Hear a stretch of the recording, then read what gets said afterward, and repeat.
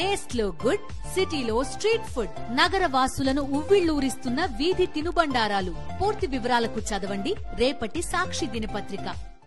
ఏపీలో ఉక్కు ఉద్యమం మరింత ఉధృతం కాబోతుందన్నారు విశాఖ ఉక్కు పరిరక్షణ పోరాట కమిటీ చైర్మన్ ఆదినారాయణ.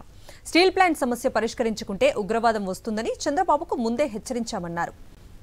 ఉక్కు పరిశ్రమ కోసం చావటానికైనా సిద్ధంగా ఉన్నామని, రాష్ట్ర ప్రభుత్వం కేంద్రానికి ఇచ్చిన మద్దతు ఉపసంహరించుకుని పోరాటానికి మద్దతు పలకాలన్నారు ఆదినారాయణ. విశాఖ ఉక్కు కర్మాగారం తీవ్రమైన సంక్షోభంలో ఈ కేంద్ర రాష్ట్ర ప్రభుత్వాలు సమన్వయం చేసుకోకుండా ఇంత పెద్ద భారీ పరిశ్రమలోని లక్షలాది మంది ఉపాధి పొందుతున్నటువంటి కార్మిక వర్గాన్ని గత 6 మాసాల నుంచి కూడా ఆర్థికంగా ఇబ్బందులు పెట్టి అనేక మంది ఇప్పుడు ఉద్యోగులని, కాంట్రాక్ట్ లేబర్ని 4500 మందిని ఒకేసారి చట్టం లేదు. భారతదేశంలో చట్టాలు ఉన్నాయన్నమాట. ఆ చట్టాల ప్రకారం నోటీసులు ఇవ్వాలి, మళ్ళీ పని వచ్చినప్పుడు పని ఇవ్వాలి.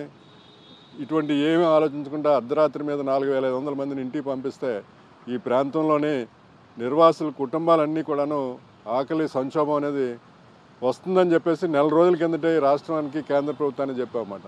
కాంట్రాక్ట్ లేబర్ 15,000 మంది పర్మనెంట్ కార్మికులకు కూడాను హెచ్ఆర్ఏ తగ్గిస్తాం, ఇంకోటి తీసేస్తామని చెప్పేసి ఆ రకమైన భయభ్రాంతులతోనే ఒక భారతదేశంలో ఎక్కడా లేనటువంటి పరిస్థితిని చట్టాలు ఏమి లేకుండాను ఒక క్రూరముఖంగాను వీళ్ళ కేంద్రం రాష్ట్ర ప్రభుత్వం వ్యవహరిస్తున్నారు. దీన్ని మేము సహించేది లేదు.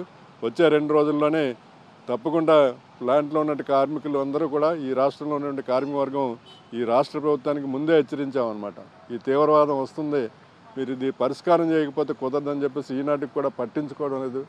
ఇవాళైనా మీరు పట్టించుకొని కేంద్రంతో పోరాడతారా, లేకపోతే ఆంధ్ర ప్రజలందరూ 3.5 సంవత్సరాల నుంచి పోరాడుతున్న ప్రజలందరూ మళ్ళా మొత్తం రైతాంగం నుంచి 14 కోట్ల మంది ఆంధ్రులు కూడా రోడ్లు ఎక్కే పరిస్థితి 2-3 రోజుల్లోనే కలుగుతుందని చెప్పేసి కేంద్ర ప్రభుత్వానికి, రాష్ట్ర ప్రభుత్వానికి హెచ్చరిస్తున్నాం.